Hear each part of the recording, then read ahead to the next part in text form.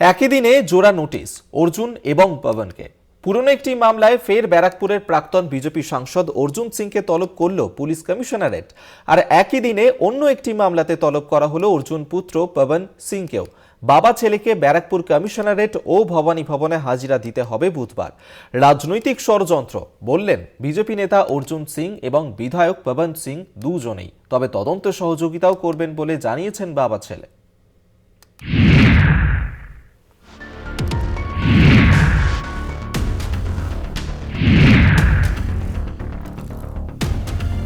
রাজ্য পুলিশ সূত্রে জানা গিয়েছে, ভাটপাড়া পুরসভার চেয়ারম্যান থাকাকালীন বেআইনি নির্মাণ নিয়ে অভিযোগ উঠেছিল অর্জুন সিং এর বিরুদ্ধে।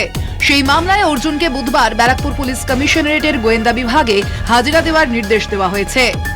2010 সাল থেকে 2019 সাল পর্যন্ত অর্জুন সিং ভাটপাড়া পুরসভার প্রধান ছিলেন। অভিযোগ, তার কার্যকালে ভাটপাড়া পুরসভায় একাধিক আর্থিক দুর্নীতি হয়েছে। অন্যদিকে অর্জুন পুত্র ভাটপাড়ার বিধায়ক পবন সিংকেও অন্য একটি মামলায় নোটিশ পাঠানো হয়েছে। তাকেও বুধবার ভবানী ভবনে হাজিরা দেওয়ার নির্দেশ রাজ্য পুলিশের। গোটা বিষয়টি রাজনৈতিক ষড়যন্ত্র বললেন বিজেপি নেতা অর্জুন সিং, বিধায়ক পবন সিং দুজনেই। তবে সহযোগিতা করবেন বলে জানান দুজনেই। 18 সালের এই মামলা, এই সিসি পেয়ে গেছে, মামলা না, এই বাড়িটা সিসি দিয়েছে পৌরসভা, তারপরে মামলা করেছে। তাহলে ভাবুন তো, 2018 সিসি দেওয়ার পরে কি করে মামলা করতে পারে? পৌরসভাটা এখন মূর্খদের হাতে চলে গেছে।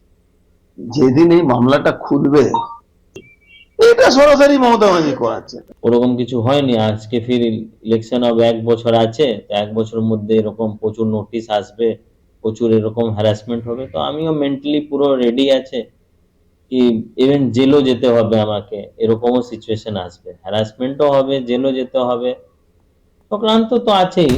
অর্জুন পবনের বক্তব্যকে কটাক্ষ ভাটপাড়া পুরসভার ভাইস চেয়ারম্যান দেবজ্যোতি ঘোষের।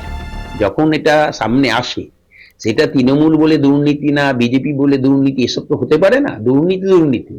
আপনার যে টাকাটা মিউনিসিপ্যালিটি ফান্ড দিয়ে গেছে, ওনার রিলেটিভের অ্যাকাউন্টে হিট করেছে, সেটা যে অবস্থায় থাকুক, তৃণমূল ক্ষমতায় থাকুক, চাই সিপিএম ক্ষমতায় থাকুক, চাই বিজেপি ক্ষমতায় থাকুক, হিট তো করেছে। টাকাটা তো আপনার আমলে, আপনি তখন চেয়ারম্যান, সেই সময় টাকাটা হিট করেছে আপনার রিলেটিভের অ্যাকাউন্টে। এটা তো সত্যি, এটা তো রিয়েলিটি। তো এইখানে এইসব আজে বাজে একটা আষাঢ়ে গল্প ফেদে এটাকে সাইড করার চেষ্টা করছে। এর আগেও একাধিকবার ভবানী ভবন ও ব্যারাকপুর পুলিশ কমিশনারেটের তরফে প্রাক্তন সাংসদ অর্জুন সিংকে হাজিরা দেওয়ার নির্দেশ দেওয়া হয়েছিল। ভবানী ভবনে হাজিরা দিলেও আইনি রক্ষা কবচের জেরে অর্জুন সিংকে বরাবরই তদন্তকারীদের মুখোমুখি হতে হয়নি। তবে এবার হাজিরা দেবেন বলে জানান তারা। শুভজিৎ সিং এর রিপোর্ট, কলকাতা টিভি।